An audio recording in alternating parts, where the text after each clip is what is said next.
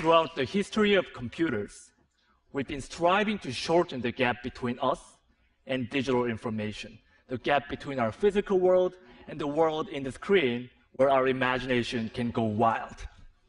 And this gap has become shorter, shorter, and even shorter. And now this gap is shortened down to less than a millimeter, the thickness of a touchscreen glass. And the power of computing has become accessible to everyone. But I wondered, what if there could be no boundary at all? I started to imagine what this would look like. First, I created this tool which penetrates into the digital space. So when you press it hard on the screen, it transfers its physical body into pixels.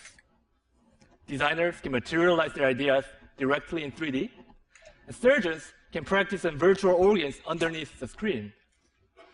So with this tool, this boundary has been broken.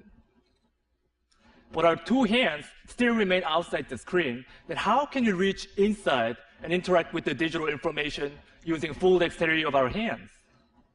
At Microsoft Applied Sciences, along with my mentor, Katie Blanche, I redesigned the computer and turned a little space above the keyboard to a digital workspace.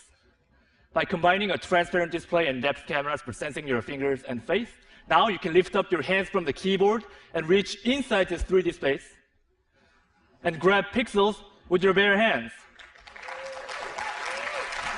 Because windows and files have the position in the real space, selecting them is as easy as grabbing a book off your shelf. Then you can flip through this book while highlighting the lines, words on the virtual touchpad below each floating window. Architects can stretch or rotate the models with their two hands directly. So in these examples, we are reaching into the digital world.